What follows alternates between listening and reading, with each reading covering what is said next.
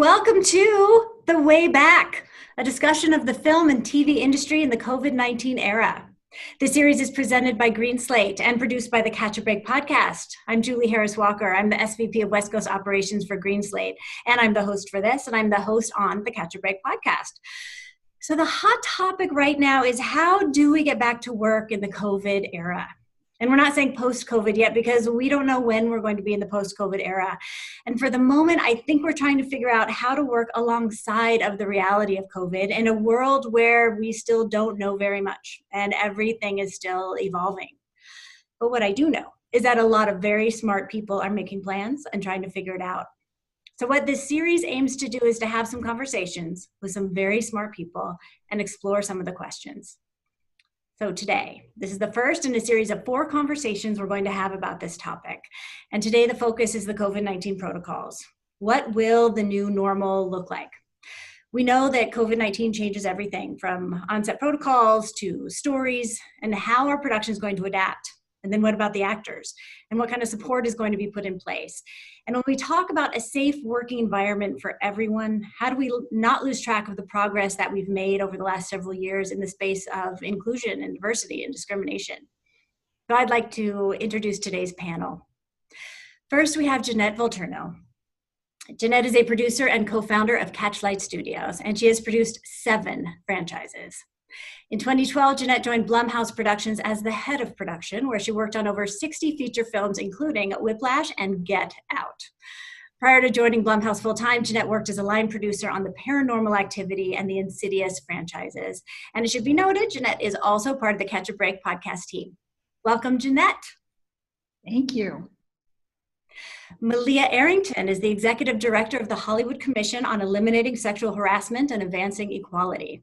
Founded by Kathleen Kennedy and Nina Shaw and chaired by Anita Hill, the Hollywood Commission is devoted to defining and implementing best practices that eliminate sexual harassment and bias for all Hollywood workers, especially marginalized communities, and actively promoting a culture of accountability, respect, and equality. Welcome, Malia. Thank you. Nancy Nayor is a Los Angeles-based casting director with a company that casts projects across all platforms: film, television, network, streaming, reality, and more. Nancy works with established filmmakers such as Steven Spielberg, Ron Howard, Jason Blum, Spike Lee, Sam Raimi, and consistently casts projects for top studios and distributors from Netflix and Amazon to Sony, CBS, WB, Quibi, and more. All the people. Welcome, Nancy. Thank you. And last, we have Sonya J.F. Burnett. She is Canada's only IPA-certified intimacy coordinator, and she has been working in the field of sexuality for over 10 years. Sonya recently completed a specialist degree in sexual diversity studies at the University of Toronto and is pursuing her master's degree in counseling psychology with a focus on sex therapy. She's currently working as the intimacy coordinator on Guillermo del Toro's upcoming feature film, Nightmare Alley, and also See, Season 2 for Apple TV+. Welcome, Sonya. Hi, thanks very much for having me. This is quite a panel we have, and I'm so excited. This conversation is going to be really juicy. So this is how it's going to work. I've prepared some questions for our panel, which will hopefully lead to an open discussion, because even though this looks and feels like a webinar panel, it's also a podcast where we typically just have big conversations and everybody kind of jumps in. So we're going to do that as much as we can on this format, which is Zoom, which is a little awkward, but we still want to kind of get that feeling and really just talk to each other. And then also, if you are watching this on Zoom or on Facebook, you can submit questions on that platform, and our team is going to gather them and feed them into me so that we can include some of your questions in this. All right, is everybody ready? All good. Let's get into it. Our first burning question is for Jeanette. Now, I've just seen yesterday and today, state after state pushing out their protocols, and I've looked over a bunch of them, and a lot of them say a lot of the same things. But Jeanette, how are we going to get back to work, and when? What are the protocols looking like? Well, Julie, thank you, and thank GreenSlate for putting this together for us. It's great that we have this opportunity to talk about this. And it's not a clearly defined answer. It's very slowly and carefully. I like to say, we have respect and need to tippy-toe back into this, because each production will need to be evaluated for the scope and the size of what it is. We have to look at the questions on what the cast is, how many there are, where the locations are, what the background is, how complicated the story is, looking at company policies, these white pages that are coming out that are a partnership between the studios, the production companies, the unions, the cities, the organizations, the vendors that have all been diligently working together and gathering and comparing notes from all around the world. I have to say that's probably the thing that excites me the most, is the amount of people that have come together to try to help figure out the way forward. And that part I think is great. Rarely do that many companies and organizations and people partner together, but it changes on a daily basis, and the information evolves every hour. And so I think the thing to keep in mind is that productions need to be nimble and pivot. Probably the independents are most well suited to do this because they generally have shorter shoots with less people, and the complexities of the stories are not as intricate as the larger films.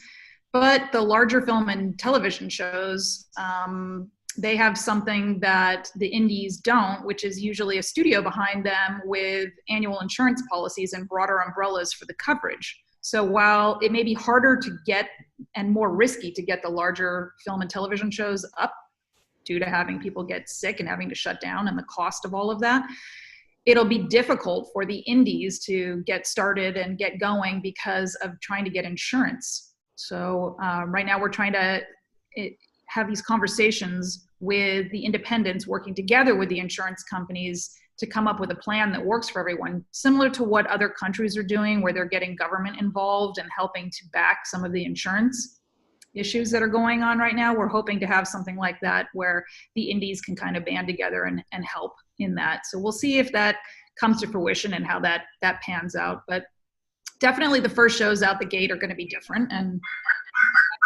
consistent in order for us to keep the ball moving.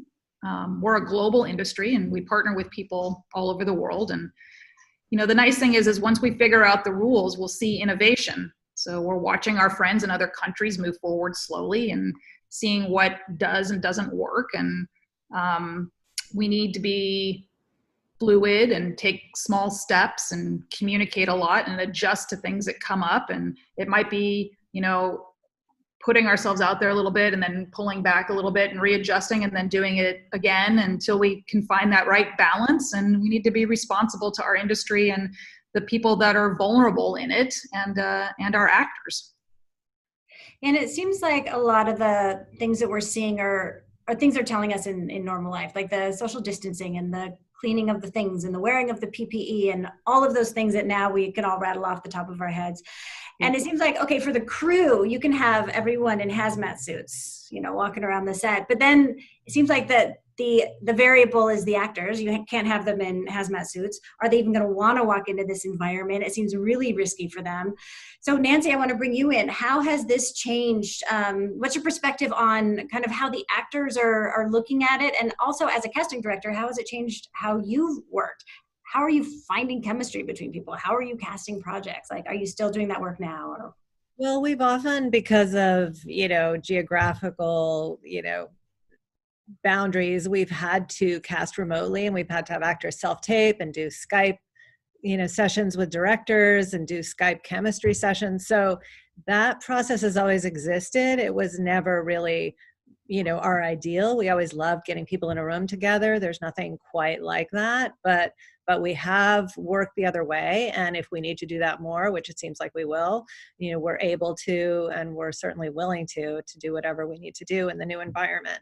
And, you know, one thing, actors love to act. And I feel from my discussions with the agents and managers recently, their actors want to get back to work. There's definitely that creative and emotional wanting. And like Jeanette said, the new rules are unfolding. The new safety guidelines are just, you know, evolving. And so I think everyone has a different level of risk tolerance, health issues, you know.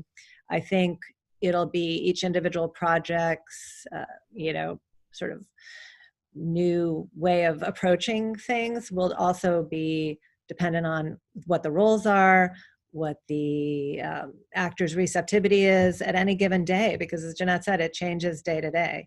So I think generally actors want to get back on sets, absolutely. And we will find these new ways, whether it's testing, quarantining, sequestering. I think generally people don't want to get on planes. So I think there's more of a tendency to want to work in your backyard if you can and go home at night.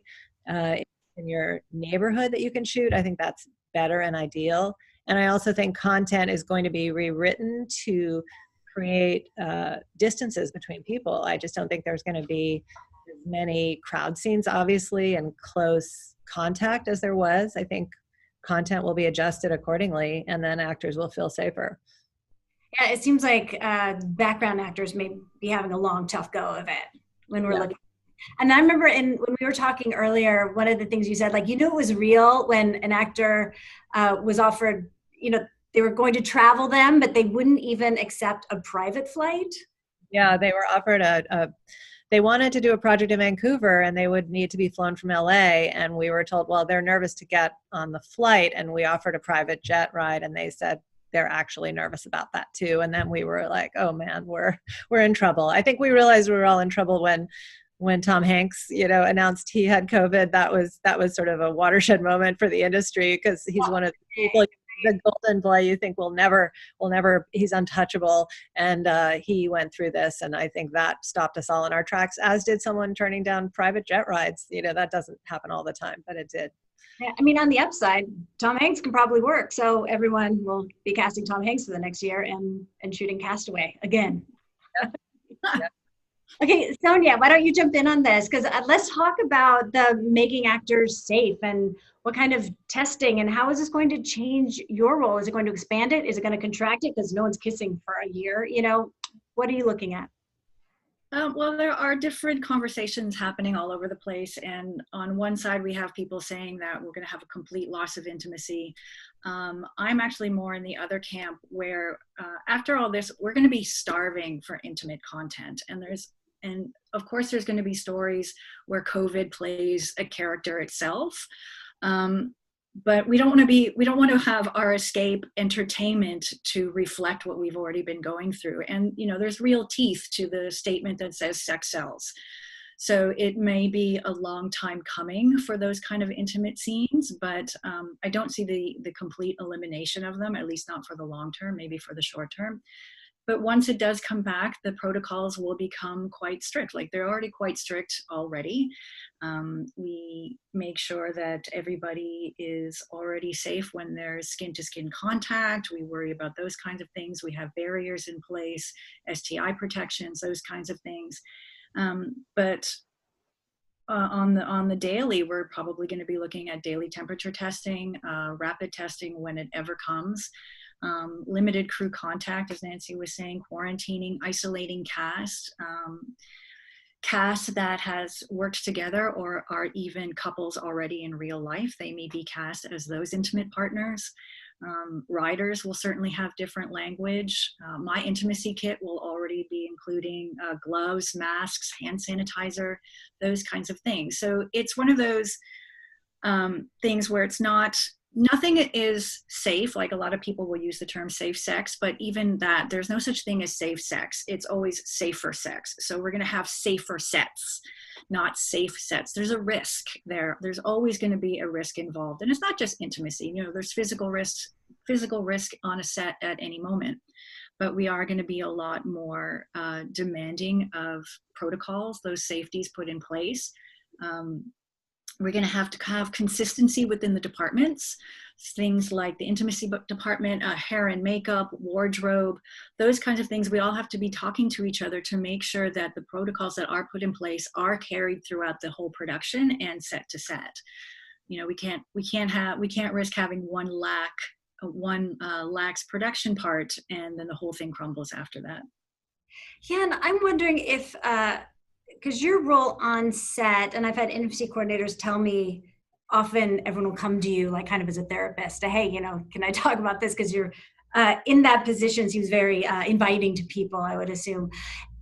It's as we shoot, because we shoot all over the country and we're watching every state behave very differently culturally as regards to this. And so I think it's going to be very important if you have people, let's say from LA, where everyone's wearing a mask outside, go shoot in some state where nobody's wearing a mask and everything's open and it's no big deal. People are really going to have to speak up and advocate for themselves for safety and protection. Do you see like someone like you having a role in helping people to do that? I can see a bit of it. I would see that more falling on already the safety advisors that are there for set. They're really going to be the ones that are going to be carrying the brunt of that information, and they should really, in my opinion. But I can be there for the mental health of people, like for those people that have come out of quarantine and not seen their families for so many days in order just to work. Younger people who have no experience doing intimate scenes and are thrust into a more dangerous setting. We will be there as an IC. We will be there to try and help calm some nerves, that's for sure. Now, Jeanette, when you hear all about daily testing and sequester and quarantine and PPE, are you doing math? Oh yeah, absolutely. There's definitely a cost and there's a time factor to it as well. The days probably won't be as long. There's going to be breaks that are going to have to be given so that people can take masks off and, feel normal and breathe normal air and, take a break on things. So it's definitely going to change the way that production is scheduled, the way that it's budgeted, the way that the complexity of how many people and the location that you're at. And yeah, it's definitely a number crunch. And actually, that will affect casting too, in the sense that if someone has to travel to location, and usually you want to board them so that, let's say, for a larger name, more prominent cameo appearance in a film, the idea was to have them come in and out quickly. That's not going to be necessarily an option as easily, and so that will affect, possibly who will accept certain roles at this point.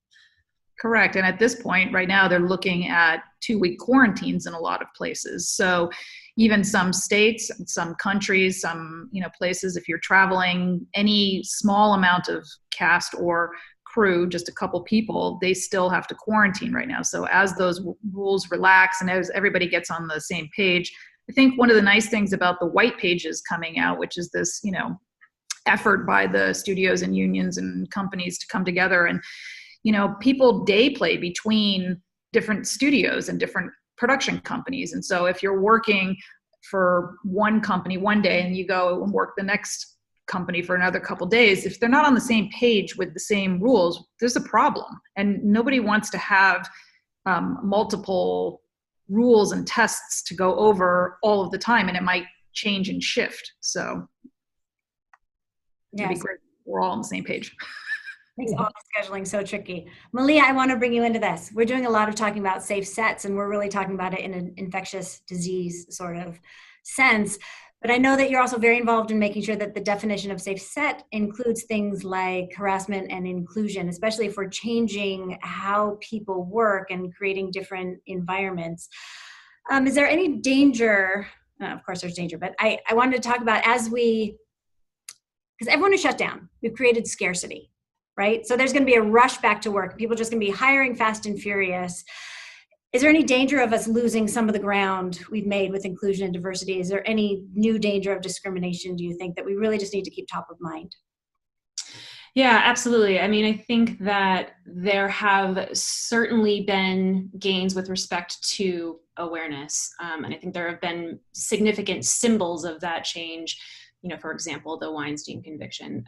I don't think, however, that we've made lasting cultural change, and I don't think that we're done, right? We continue at the Hollywood Commission to hear, a range of stories that, involve the name calling and the off-color comments and the lewd jokes, with the perception that there's really no accountability for bad behavior, particularly those high-value employees. In that respect, we know that the entertainment industry is a high-risk environment for harassment and discrimination to begin with, right? In the everyday, pre-COVID era, it was always a high-risk environment because when you have a homogenous workforce, that is a risk factor for harassment. And when you've got a workplace where some employees really don't conform to the workplace norms, also a risk factor, right? And we hear that all the time where there's this sense of creative exceptionalism, right? So not everyone has to conform. They're really creative. This is just the way they work.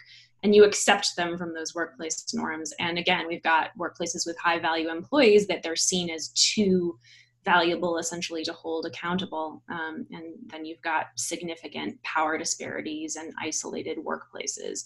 So I think really these issues and these risk factors will really only be exacerbated by the COVID environment, because what you're going to see, and what we do see, is when you've got such a significant number of individuals who are without employment, that creates a massive economic desperation and vulnerability, which increases the power imbalances. And it really does put people in a position where they are exceptionally vulnerable and, far more likely, unfortunately, to be subject to behavior that we would otherwise not consider in any way, shape, or form acceptable. So I think that it is absolutely possible that the efforts with respect to sexual harassment could lose ground. I think that diversity and inclusion efforts could lose ground, where you see situations where certain demographics aren't hired because they're viewed as being part of a vulnerable population. So I think there are a lot of questions around making sure that when we're thinking about safety, we're not just thinking about safety from infectious disease, we're thinking about the safety from physical and emotional harm that comes with harassment and discrimination. And so we really need to make sure that addressing discrimination and harassment remains a priority, even as we triage the new issues that we're looking at. Yeah, it's so much to think about and unpack. I want to talk about kind of the nuts and bolts of it. Like if someone is going down a list of who are we going to hire this particular job, and I don't know if this happens. I assume this could happen. In the interest of time, people go look, oh no, that person's over 60. They're too vulnerable. To protect them, I'm not going to invite them on this job. This person is a person of color who's also older. Wow, they're really vulnerable. Let me not even call. Let me just move down my list. And without thinking I'm discriminating, but without also asking the question, how do we combat that besides just stopping it and calling everybody and offering it to them? Yeah, I think to your point, the first key is really just making sure that you're aware of that possibility, right? So that people are aware of their thinking and the disparate impact it has on populations who, quite frankly, aren't particularly well represented to begin with, whether that's people in an older age category who, we don't see in writers' rooms very often, or people who we don't typically see in front of the camera or behind the camera. So I think, number one, awareness is the first issue. And I think the second one is making sure that, you're having those conversations as opposed to just making assumptions for somebody else on their behalf. And then finally, it's making sure that you are making an effort to diversify those people you're bringing back and thinking about how those practices, whether it's sequestering for X number of days, who can accept those conditions, because in a lot of cases, accepting a condition where you're sequestering for 14 days is not workable for a large portion of our population that is parenting from home, or they have dependents, or they're caring for others who have vulnerabilities. And that I think we've all come to understand probably falls disproportionately on women, right? So how are we restructuring the return to work so that it doesn't have a disparate impact? And then again, there are always ways that you can look to diversify the folks that you are hiring. And there are some great tools out there that allow people to look for a diverse cast and crew, no matter where they are, like Cruvy and some other great tools. So I think it's really important for people to take advantage of those and be really thoughtful about it. I think it's important to keep it top of mind and to make an effort every single time. I mean, I remember when the fight was, if someone's pregnant, you just don't even think about hiring them. Well, why don't you ask them if they can still work, or just offer them the job and wait and see. Let people make those decisions. Anita Hill came out with a beautiful op-ed in Variety last week. And she covered a lot of things that you just said, but was there anything else you wanted to highlight from that piece? Yeah, I mean, I think that just anytime people are thinking about their discrimination and harassment policies, you're always designing that around the risk factors that are created by certain practices, right? So, for example, one of the things that you're typically trying to develop practices around is reducing the opportunity to have people in isolated workspaces, right? Because isolation removes the opportunity for witnessing some behavior that's problematic. So while we certainly understand that the return to work, the return to a set is no doubt going to mean a reduced number of people in the set, it's around designing policies to prevent that isolation in a way that's dangerous. So revise the policies, take a look at the new practices that you're implementing, think about the risks that those are creating, and then design your additional efforts around those risks. Great. I thought it was interesting also when Sonya was saying about, do people want to see what they've been going through now? And, a lot of what people are going through is isolation. So I do think scripts will be restructured to be like Castaway, like Gravity. So there are situations where content will be designed to create a more isolated environment, and perhaps we'll discover people don't want to see that, but perhaps we'll also discover that people will relate to it because they've been going through it. So it's too early to tell, I think. But I do think people will want to get back to, larger sets and more social environments as soon as they can, as soon as it's safe. So hopefully that will solve what you were addressing, Malia. So then switching gears a little bit, Jeanette, it was announced last week that you're going to be shooting Songbird in 4 short weeks. And I know you can't tell us everything, but what can you tell us up until the point where you'd have to kill us all about your plans for that shoot, whether it's story or protocols? How are you guys going to do it? Right. So Adam Goodman's company, Invisible Narratives, asked Catchlight to partner with them on a very cool story that they were developing that would not only capture the time that we're in, but would be able to shoot in it. And it's a love story. It's set in Los Angeles. It's slightly in the future. Like we did pioneering with the found footage style on Paranormal Activity, we've come up with a new style of filmmaking, and we're really excited about exploring it and telling stories through it. I can tell you it's not about watching through Zoom with actors on monitors. It's not the intention of it. And our crew members are very much filmmakers in their own right, and we're partnering with them.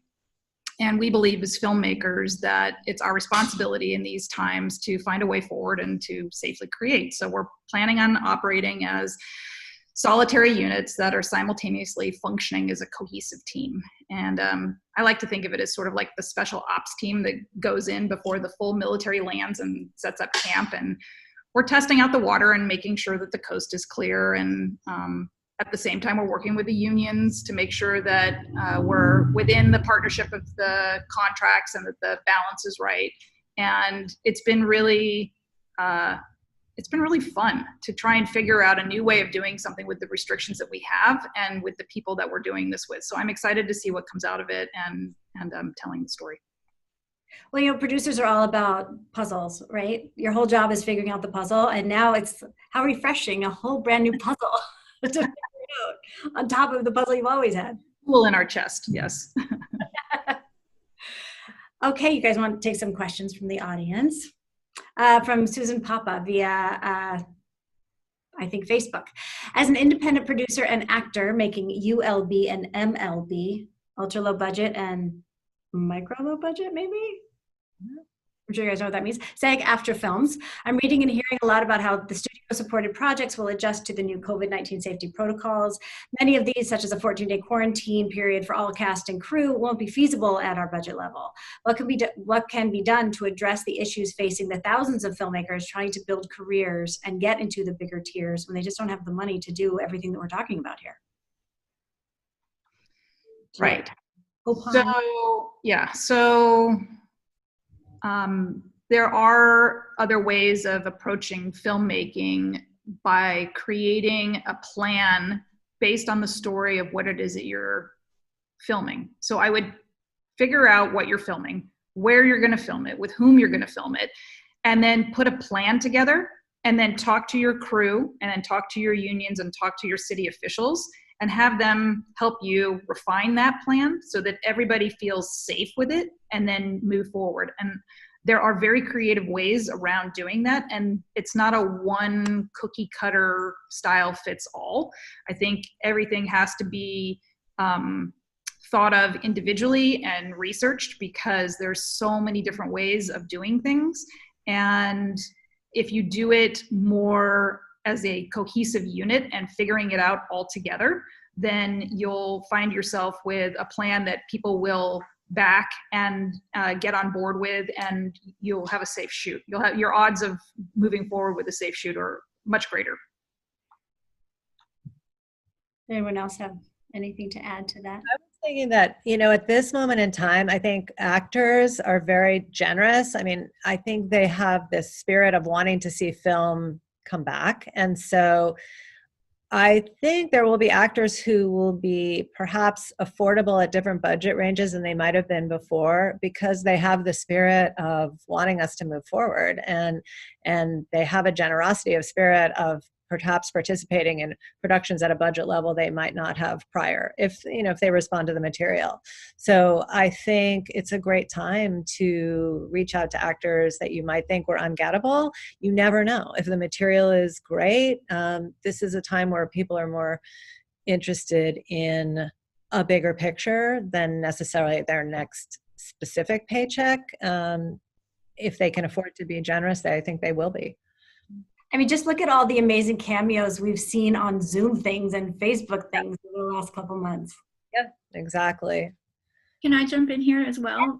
If for those in the ultra low budget field, as an intimacy coordinator, our role isn't in Canada and not in the States either, actually.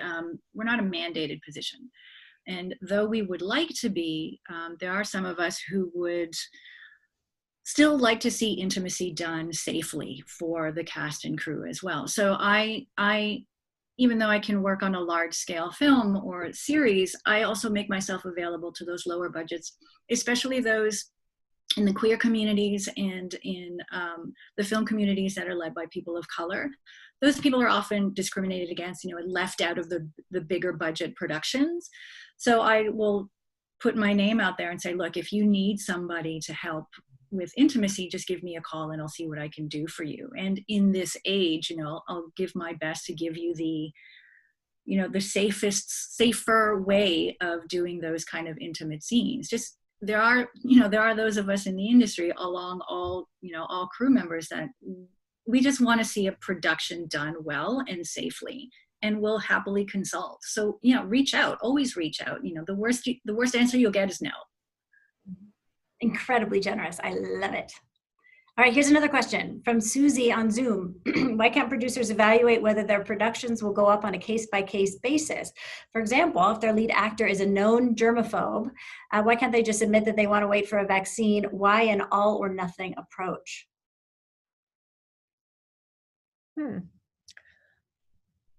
Well, I wasn't thinking we were actually approaching an all or nothing approach. I feel it's so individual to every project and every actor. Like, we used to have a list of questions when we would start casting that would be, as we talk to agents, is your actor available? Are they professionally available? Are they personally available? And now are they receptive to the particular size project?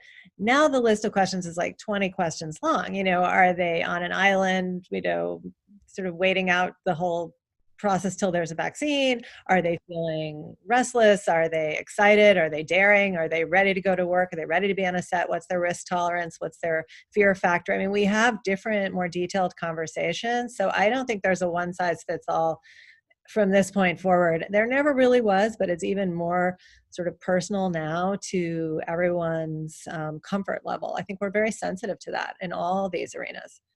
So you have even more vetting to do before anyone even gets put in front of producers. Yes. You've gone through that whole list. Yes. Yeah. People are happy to share. I think it's weird, strangely, although we're socially isolated, I think it's a more intimate time in a lot of ways. I think people feel that universality of what everyone's going through, and they're willing to share more personal feelings and thoughts about what's happening. And give more detailed answers because of people's personal experiences. It just feels more personal than ever. It's business, but it's also in getting the answers that I feel we need to those questions. People share more intimate details of what's really happening with their clients.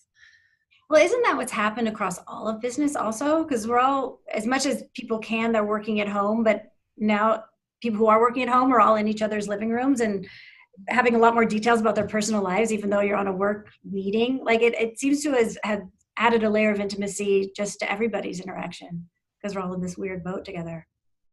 Yeah, I recently actually read an article about that and how we're so trained to be the professional at all times when we're at work. And, there's language that you have to use and you have to appear in a certain way and you can't discuss family and your kids can't show up in the back of the Zoom video like that British politician did a couple of years ago. People went wild over that kind of thing, but we're all human. And I think we'd be a lot more comfortable and a bit more productive if we're allowed to be human, especially when we're in our own home setting. So let somebody show up, without the lipstick, don't show up naked, but realize that they're surrounded by home and family. We have to drop those really strict professional protocols that says we have to appear in a certain way. We have to be productive in a certain way. We're just all human. That's so interesting. And it's making me think, and Malia, you may have an opinion about this too. It's, forever, the workplace culture was set for the white men who created workplace culture, and then everyone else had to put on a mask and kind of fit into that. I wonder if this is an opportunity to forge a new way forward to work for everybody so that everybody's perspective and culture and how they work can be included. I wonder if it's a unique opportunity for that.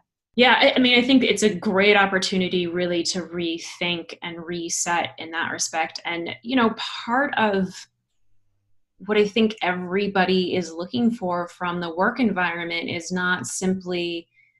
it's not just getting hired, right? When you get hired, you want to be seen for you and you want your voice included as you are, right?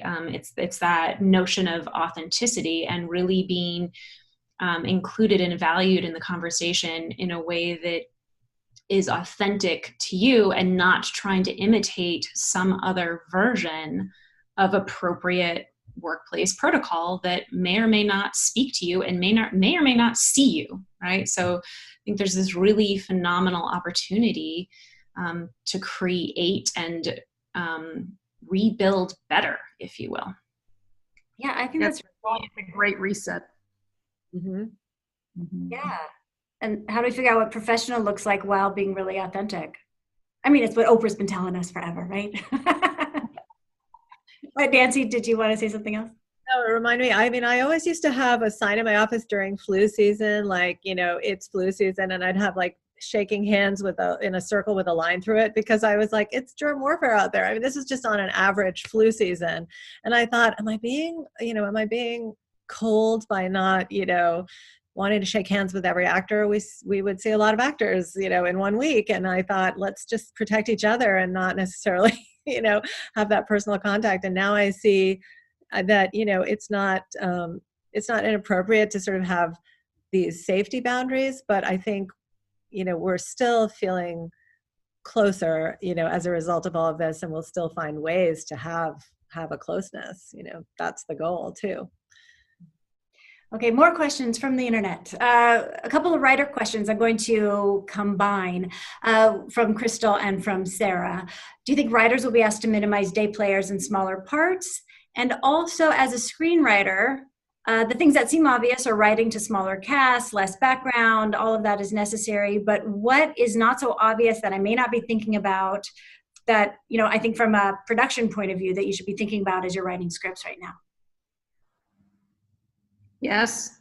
The first ones out the gate, the first few out the gate, it'll be a lot easier for them to get greenlit and come up with a production plan that everyone can get behind. If it has a smaller footprint with smaller cast, with smaller amounts of locations, if it's less complicated to make, because the crews and the companies need to figure out what works and what doesn't work. And you got to remember, like when this all happened and everything shut down, we were at the peak of our industry, creating more content than we've ever created before. And some people walked away and left stuff on stages. They haven't even like picked that up yet. So when the gates open back up and people are clear to move faster than the first few projects out, the jockeying for stages, for equipment, for all of that is going to be and cast, trying to get everybody's schedules to line back up, and key crew and all of that is going to be very challenging. It's going to be a giant jigsaw puzzle. So the first few that are going to go have to be a more simplistic tone. Once we get our wheels going and a little bit underneath us and the skies clear a little bit and the governments around the world say that we can, ease up and we've fought this back, then the more complicated stuff can come into play and the stories can weave back in some of the more challenging elements to a production that require more people and bigger background and sets and all of that stuff. Yeah. Anyone else on that one? Okay, we're getting a lot of questions about quarantine versus testing. Norm and Blair were both asking, do we think testing could eliminate like a 14-day quarantine approach? And does quarantine seem like the best option for cast and crew? Would you quarantine them all and before they go to prep or in prep? Do you guys have any idea how that might work? Everyone's waiting for the tests because it's so much easier to do that, and nobody wants to be in a quarantine. And I honestly don't know if the quarantine would really work completely because you still have outside elements coming into it unless you're completely on an island that you've shipped everything to and sprayed it all down and nobody comes into that. There's still access of stuff that happens every day that are coming into contact, even if you're all staying at Airbnbs or a hotel or on a campus or whatever the case may be. So I don't think daily testing is going to be something that's tolerated by people a lot. And I think it's really going to be a partnership of being on your honor to do your best as an individual person, to be as conscious as possible to the world around you, to the people that you're working with, to sanitize, to wear your mask, to go home and properly dispose of things, to really, really remember that you are a piece of this microcosmic world, and all of those pieces are blending together, and if you don't do your part, it can literally grind to a halt again. Yeah, talk about accountability and ethics. Yeah. I would have a sense, although I don't know that this will happen, but that people will maybe be signing riders, committing to following the procedures, because you can have a document that says this is what we're all doing, but if individuals don't agree to that, those guidelines, then, as you said, Jeanette, that one person can cause the whole thing to topple. So, I would think people would have to commit to a dedication to following those rules, not just accept a job and then say, well, I personally don't feel like, following later. Once you're at a location, that's going to create a problem. Yeah, and I think we need to find a kind way of helping people do that. Production can supply all of the stuff, but your coworker that's next to you, if you see that they're having a mentally down day, help them. Help them, because it's in those times when you're not paying attention to that stuff that you forget to put your mask back on, or you go and pick up somebody else's drink, or whatever it is. Like and if you're just showing a little kindness and realizing that we are literally all in this together, then I think it'll help in the roads that we're paving going forward with all areas. I'm hoping that rapid testing becomes something that is easy enough, fast enough, simple enough to administer. The porn industry has been going through that kind of constant testing for years, and it's just kind of a given that performers have to test. And, porn and sex workers, I'll say they're probably some of the safest people that you could ever have sex with, because they're very, very conscious about their safety and, their personal sexual health.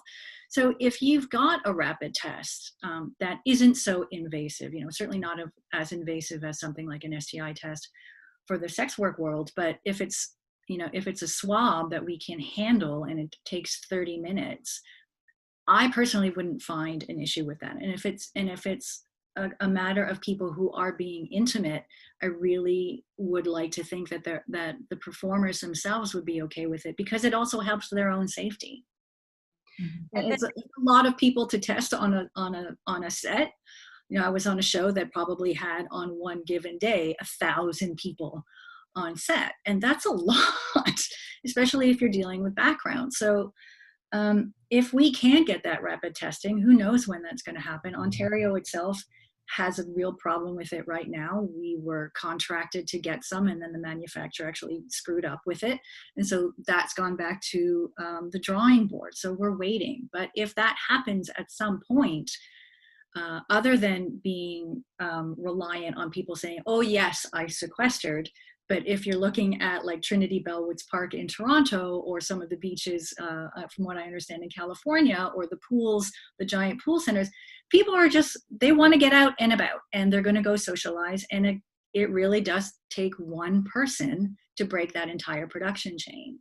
So if we have that accountability with a test, I think production would be beneficial to rely on those things instead of just somebody saying, oh yeah, I was fine this weekend.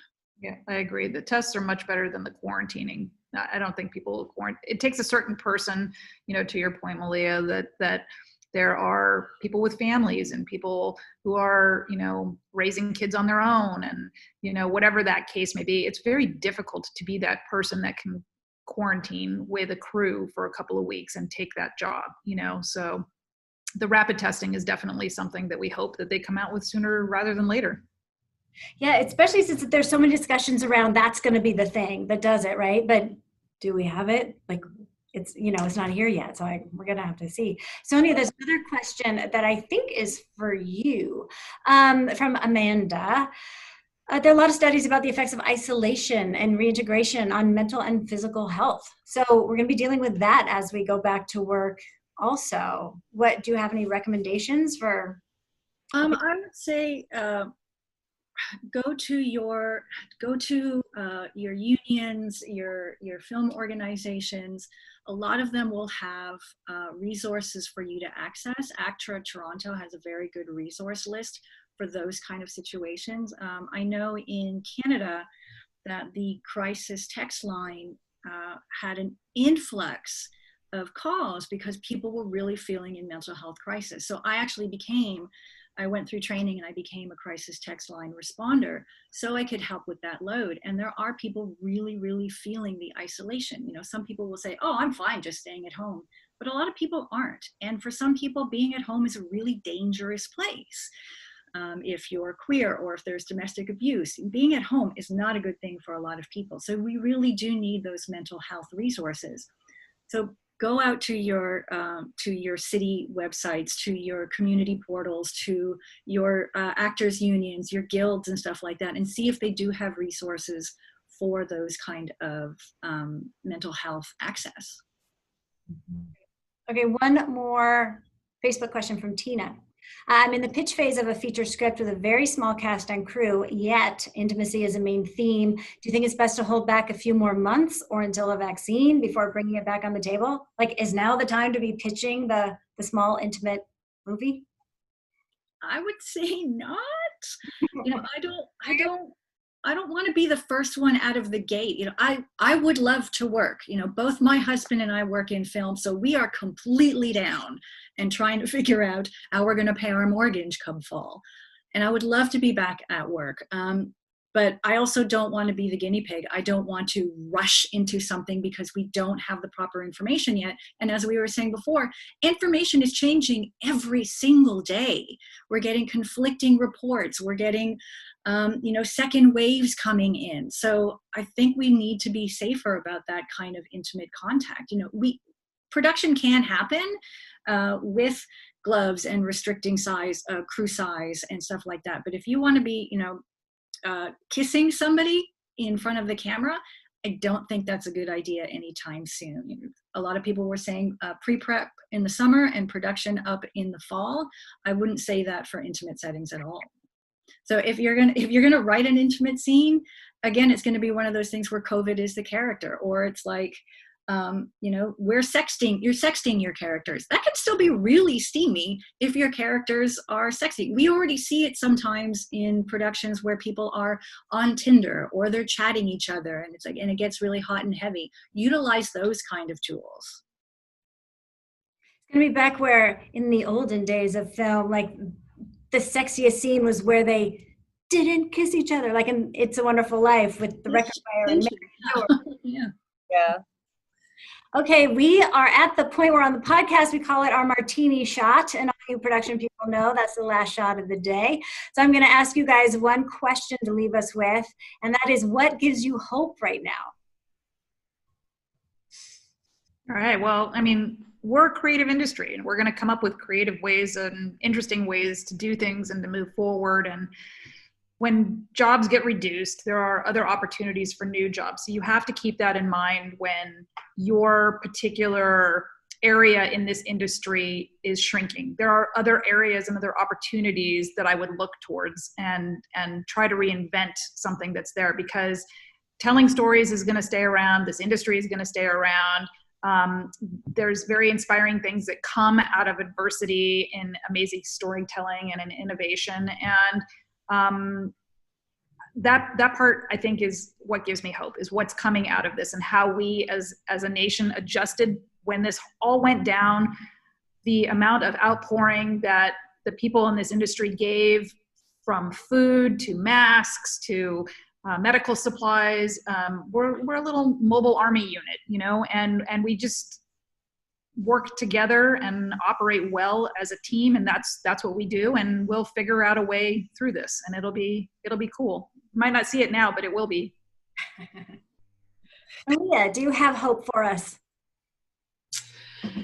Yeah, I mean, I think that along the same lines, I think that